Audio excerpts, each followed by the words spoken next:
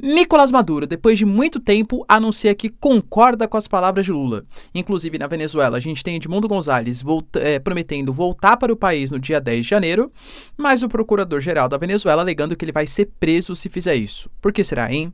Falar um pouquinho também, pessoal, sobre as promessas que o Brasil faz na COP29, que está rolando ali no Azerbaijão.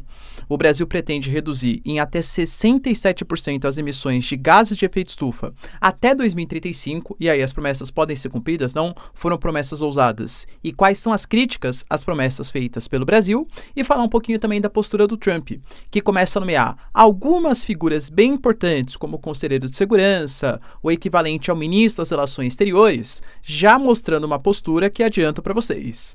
Deve ser bastante belicista frente aos seus rivais geopolíticos. Inclusive, com Elon Musk gastando 200 milhões de dólares na campanha eleitoral do Trump, mais algumas nomeações, arrisco a dizer que até o Brasil pode estar em maus lençóis.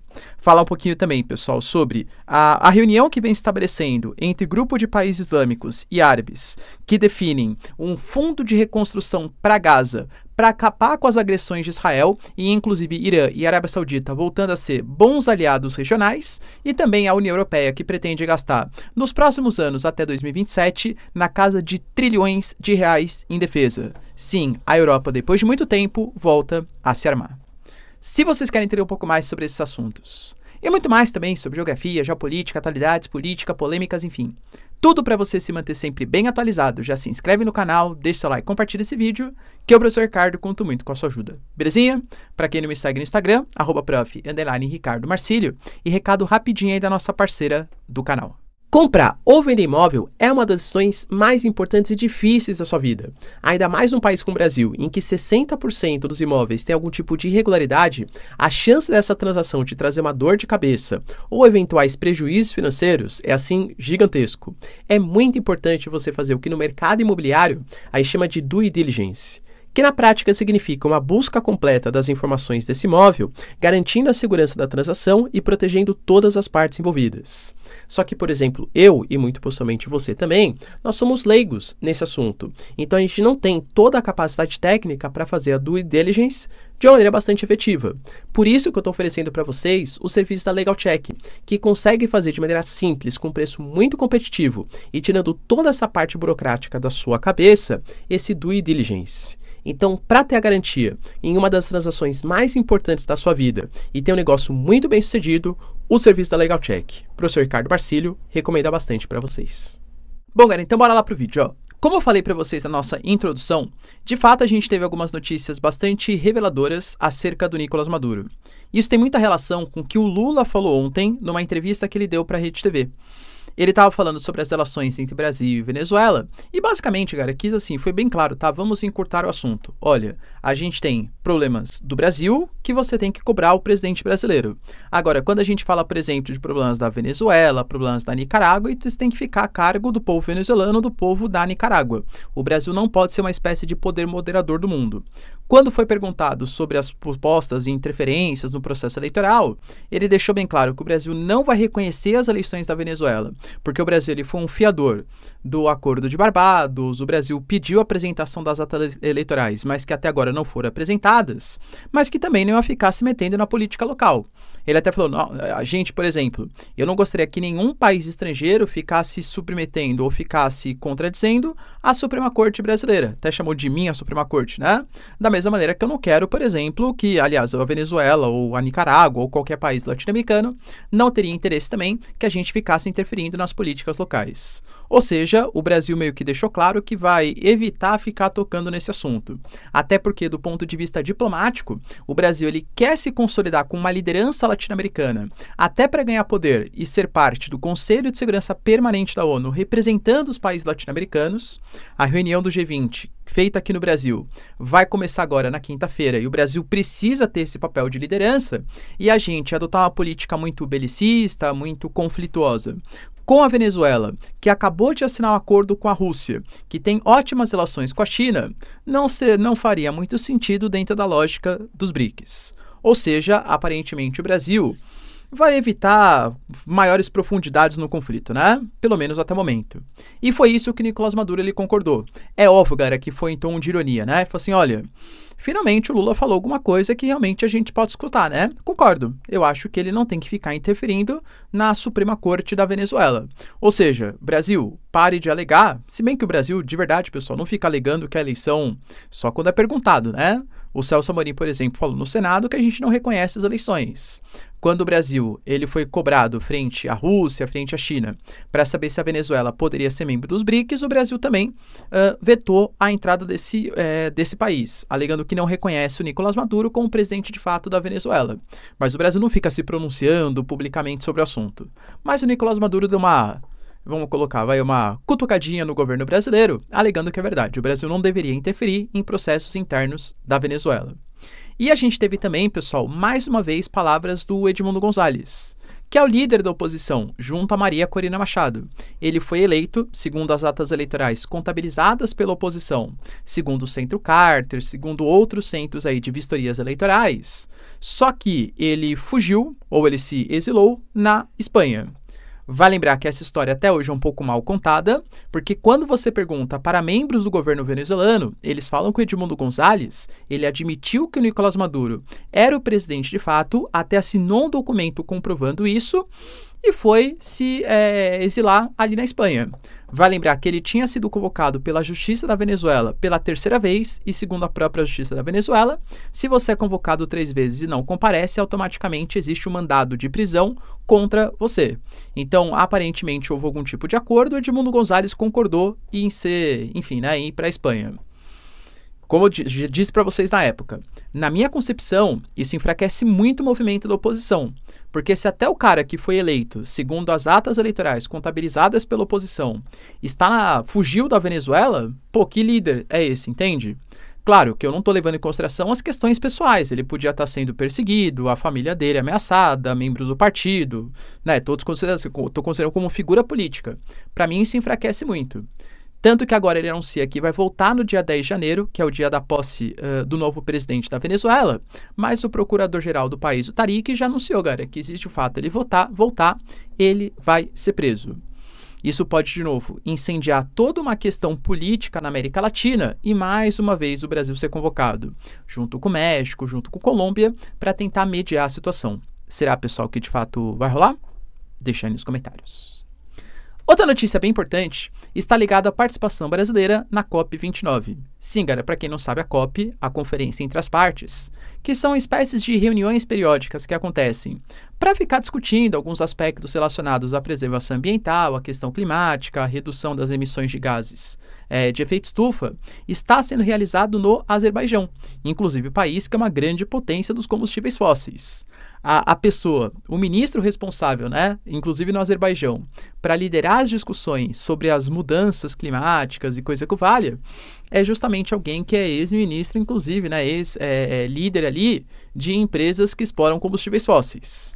Então já é uma COP um pouco conturbada, vamos colocar assim, segundo os seus próprios ideais.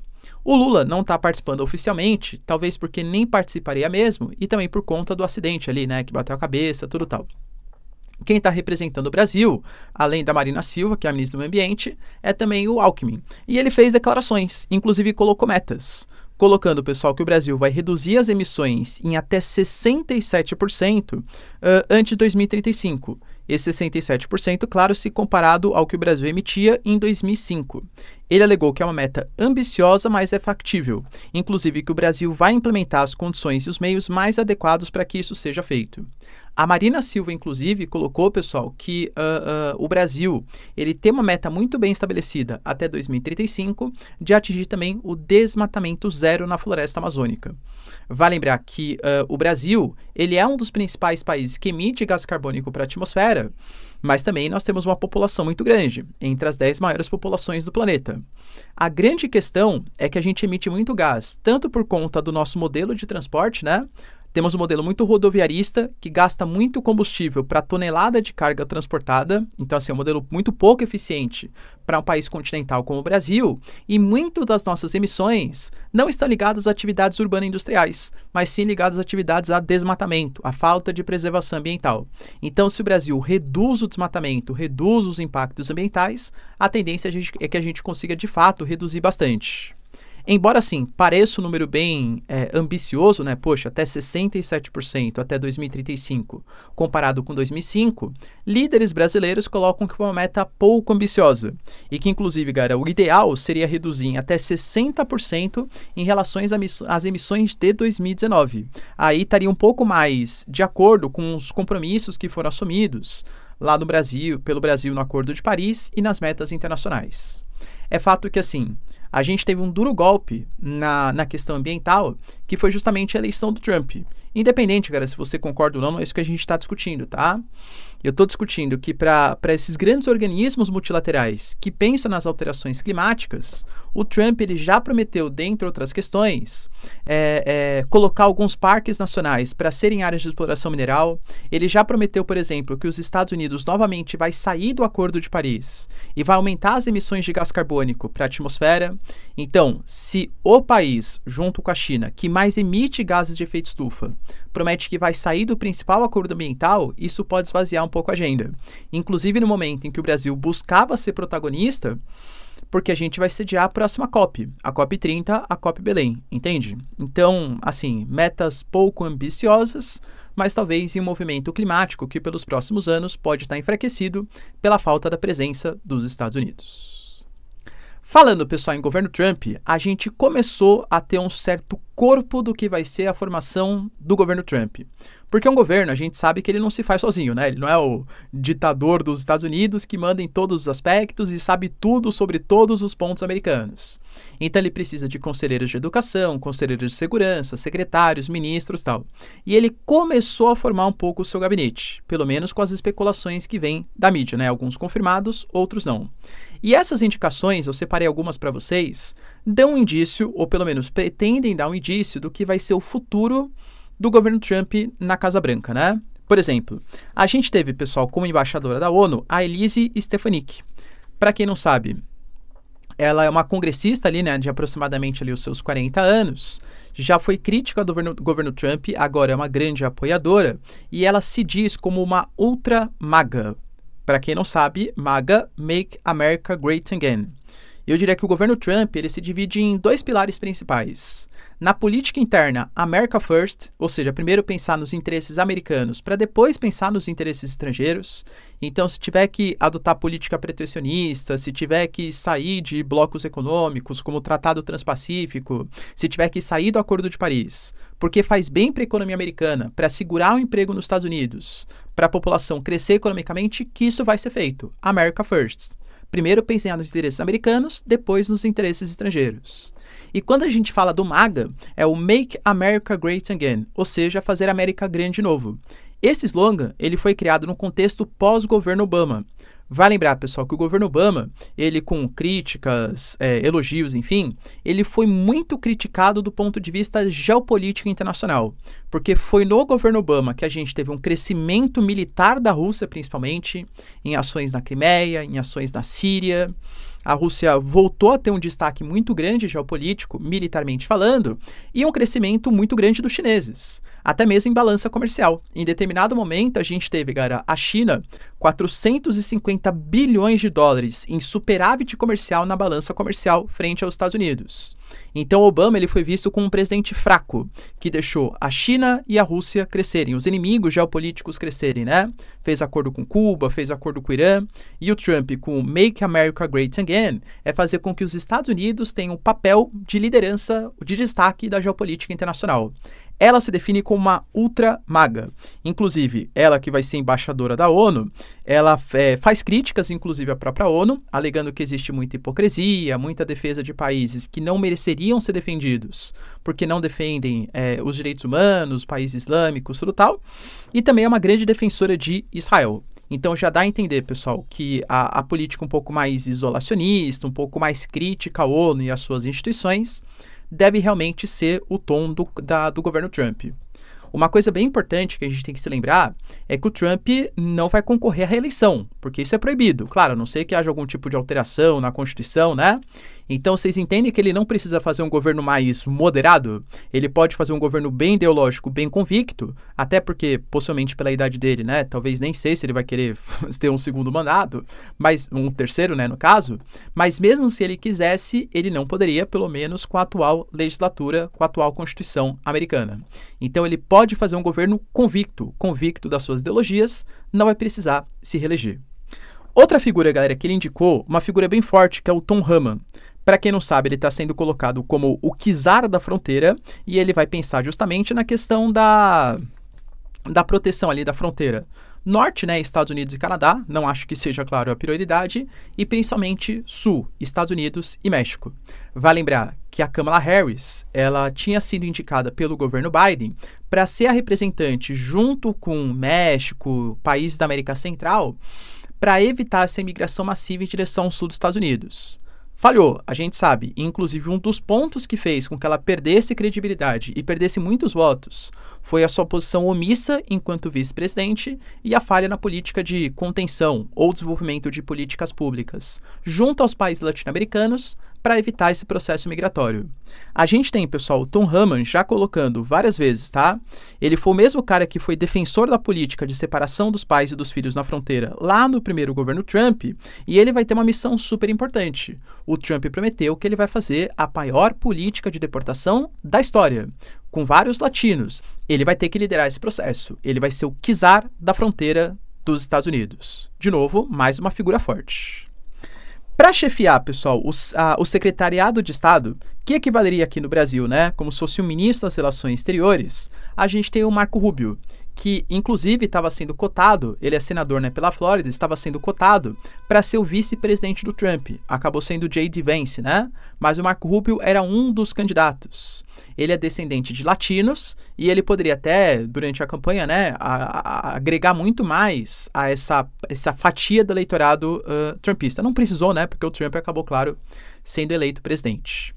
Professor, e aí? Esse Marco Rubio, que é o ministro das Relações Exteriores, olha que figura política importante para um país que, de novo, se considera como o poder moderador do planeta. Quem é ele? Ponto importante para o Brasil. Ele é grande crítico do Brasil. Do ponto de vista, claro que uma coisa é o cara enquanto figura do poder legislativo, outra enquanto poder executivo. Não sei se o tom das críticas vai continuar o mesmo, não é isso que eu estou falando. Mas ele, enquanto legislador, ele foi muito crítico, por exemplo, da postura dos nossos ministros da STF, né, do Alexandre de Moraes, enfim, e inclusive alegou que o Brasil está vivendo sob uma censura, tá? Então foi bem crítico a postura do governo brasileiro. Se a gente somar ao Elon Musk, que, de novo, saíram dados hoje que ele gastou 200 milhões de dólares na campanha eleitoral do Trump e que ele deve ter, se não um ministério, pelo menos um gabinete, que ele está chamando de gabinete dos gastos desnecessários, ele falou que ele consegue limitar, consegue reduzir os gastos públicos em 2 trilhões de dólares no governo Trump, e a gente sabe que o Elon Musk também não tem ótimas relações com o governo brasileiro, até pela disputa com o X, tudo tal, é uma imagem preocupante.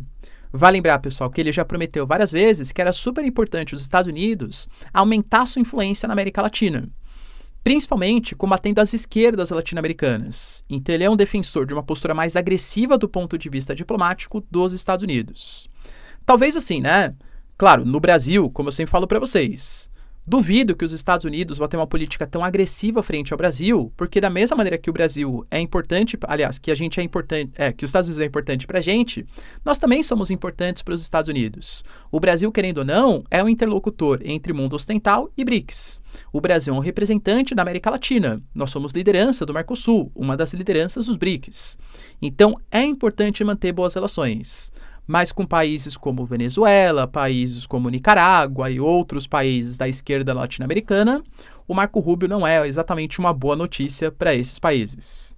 O Marco Rubio, galera, sobre a questão Rússia e Ucrânia, ele já votou contra, né, um pacote de ajuda dos Estados Unidos, na casa ali de 60 milhões de dólares, e também fala que ele é muito favorável a um acordo negociado entre Putin e Ucrânia, que a Ucrânia não teria como ter, pelo menos, de novo, né, isso enquanto legislador. Enquanto chefe do Poder Executivo, um dos chefes, é difícil a gente pensar, claro. mas ele alegava, por exemplo, que a ideia de uma Ucrânia que vai conseguir reaver todos os seus territórios é impossível. Então a Ucrânia vai ter que saber negociar com a Rússia para conseguir dominar algumas partes aí do território. Ou seja, pelo menos na questão Rússia-Ucrânia, aparentemente pensa parecido com o que o Trump e o J.D. Vance falaram durante toda a campanha eleitoral. Agora, sobre a questão palestina, ele, assim, é muito contrário ao eixo da resistência. Ele fala em políticas ferrenhas de combate ao Hamas, ao Hezbollah, à Jihad Islâmica, ao Irã. Então, o ministro das Relações Exteriores, se continuar com o pensamento que tinha como legislador, vai ser um cara com combate bem ferrenho a esse chamado eixo da resistência, que é o que eu já tinha dado como prognóstico para vocês também. O Irã está bastante preocupado porque o Trump tem como figura um combate ao eixo da resistência no Oriente Médio. Quando a gente pega, pessoal, o Conselheiro de Segurança Nacional, que é um posto também super importante nos Estados Unidos, a gente tem a figura do Mike Waltz, que, dentre outras questões, olha como é dúbia, né? Já faz críticas mais ferrenhas à Rússia. Ele já falou, por exemplo, que a Rússia é um posto de gasolina com armas nucleares, fazendo referência que a Rússia só tem combustível fóssil, né, como oferta para o planeta, mas que é um pouco perigosa porque tem as suas armas nucleares. Ele já colocou, por exemplo, que ele vai forçar a Rússia a negociar e vai aumentar as sanções contra a Rússia, porque se cortar o fornecimento de petróleo para o planeta, né, as sanções contra a Rússia, isso lima o poder de investimento da Rússia e fortalece o mundo ocidental. Então já é uma política um pouco mais diferente do Marco Rubio, do J.D. Vance, do Trump. Penso eu, tá? Que como ele é minoria, talvez ele tenha que se adequar, pelo menos nessa questão, aos pensamentos do Trump. O Trump, de fato, que é o chefe, né, do poder executivo. Mas, dentre outras palavras, ele já falou, por exemplo, ele é um grande crítico, né, da China, inclusive da questão de Taiwan. Ele vai ter que lidar com todas essas ameaças crescentes também do Irã, do eixo da resistência. E a gente sabe que ele é bem crítico, né, dessa atuação do Irã. Ele foi um dos grandes críticos, por exemplo, da postura que o Biden teve e da sua saída atabalhoada do Afeganistão, que acabou culminando com o fortalecimento do Talibã ali na região. E ele também é muito crítico da postura recente do exército. Ele alega que a pauta woke, propagada pelos democratas, influenciou até o exército, que está ficando cada vez mais ineficiente com a questão das cotas, com a questão da representatividade, e que ele, como ex-oficial, vai tentar fazer um exército mais disposto aí a um conservadorismo, esquecendo essas pautas identitárias, né? E focando num desenvolvimento militar. E aí, pessoal, boas nomeações do Trump? Aparentemente, como eu falei para vocês, vai ser um governo bastante ideológico, não muito preocupado com a reeleição em ser moderado, mas seguir as convicções do Trump. Tá curtindo? Deixa aí nos comentários. A gente teve também, pessoal, uma conversa que rolou entre o Trump e o consultor do Benjamin Netanyahu para já discutir o futuro de Gaza. Olha que interessante, né? Tudo com a anuência do Biden, tá? O Biden sabia dessa reunião, mas o Trump, inclusive na sua mansão ali na Flórida, ele convocou um conselheiro do Netanyahu para saber exatamente o que Israel espera dos Estados Unidos antes e depois da posse e o que Israel também espera dos Estados Unidos espera de Israel antes e depois da posse. Resta para o Biden pouco mais de 70 dias, logo mais aí o Trump assumirá a cadeira de presidente e como Benjamin Netanyahu já falou, já liguei mais de 3 vezes para o Trump, ele pensa como os israelenses. Para finalizar, pessoal, a gente teve também notícias bem importantes que saíram da reunião da cúpula que está rolando entre os países árabes e islâmicos. A gente fala de um grupo de quase 50 países que está se reunindo hoje, na verdade desde ontem, né? Na Arábia Saudita, com Bin Salman sendo o principal representante. E antes da gente falar exatamente as resoluções, até porque não acabou a reunião, né? O Bin Salman deu algumas dicas importantes. Primeiro que ele falou que o que está acontecendo em Gaza é um genô-tananã, e isso reforça, de novo, antes de toda a guerra acontecer, os ataques do dia 7 de outubro, os Estados Unidos negociavam com a Arábia Saudita a possibilidade da Arábia Saudita reconhecer o Estado palestino. Aliás, de Israel reconhecer o Estado palestino em troca da Arábia Saudita receber tecnologia nuclear, proteção militar dos americanos e também reconhecer o Estado de Israel. Aparentemente, isso está cada vez mais distante. O próprio Bin Salman falou que, nesse momento, as relações entre Irã e Arábia Saudita estão nos melhores níveis da história. E vai lembrar que a Arábia Saudita e Irã, eles se comportam como se fosse uma espécie de guerra fria regional, né? No sentido que você tem, galera, por exemplo, o Irã sendo a liderança xiita regional, financiando grupos como o Hezbollah, como os Houthis no Iêmen, E a Arábia Saudita sendo a grande liderança sunita regional, influenciando inclusive o lado do governo no Iêmen contra os rebeldes Houthis. Então é quase como se fosse uma guerra fria. Se a gente fala, galera, que a China conseguiu restabelecer relação entre esses dois países e o Bin Salman garantiu que a relação entre Irã e a Arábia Saudita estão nos melhores níveis da história, é uma coisa, claro, bastante sensível. E o próprio Iraque, ele definiu que um dos consensos que vão sair dessa cúpula é exatamente a necessidade de defesa de Gaza, a necessidade de defesa do Líbano. O Iraque deliberou, pessoal, que o Fundo Árabe Islâmico para impedir que o agressor conquiste seus objetivos, que é expulsar os palestinos, vai ser criado pelos países islâmicos e pelos países árabes. Professor, imagina, você acha que o interesse dos israelenses é expulsar os palestinos da Cisjordânia e de Gaza? Não, não sei o que acho. Quem fala isso é o Smotrich, é o Ben-Gvir, que são ministros de Israel. Ele falou que um dos objetivos... Smotrich, tá? Ministro das Finanças. Inclusive, é um dos responsáveis ali, um dos supervisores dos colonatos ali, dos assentamentos na Cisjordânia. Ele deixou bem claro que um dos objetivos dele, e ele conta com o Trump para isso, é fazer com que a Cisjordânia seja ocupada por israelenses, e não exatamente por árabes.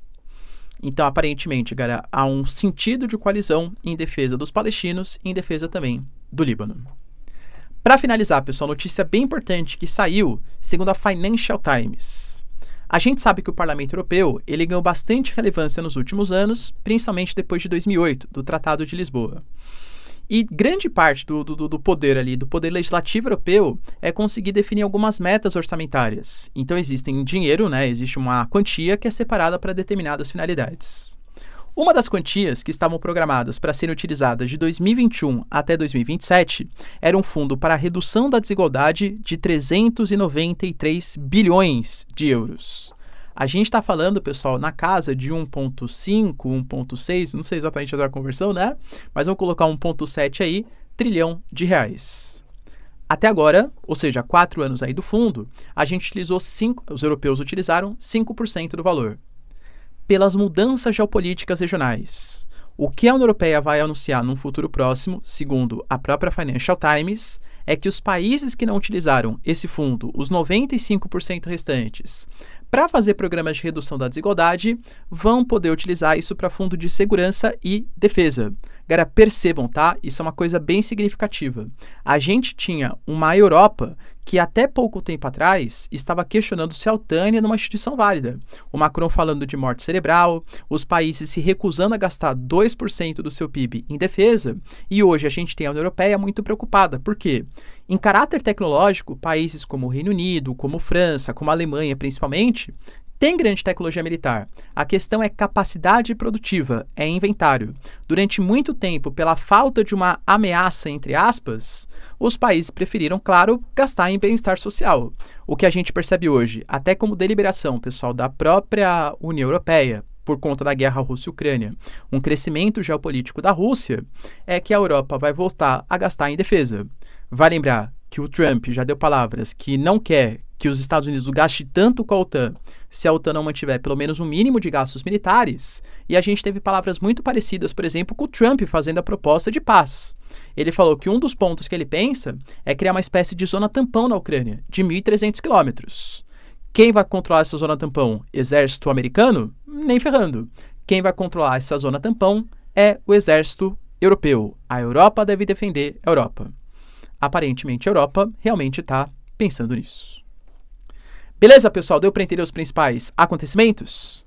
Se vocês curtiram o vídeo, então, ó, já deixa seu like, se inscreve no canal. Tamo junto, beijos, abraços e tchau, tchau.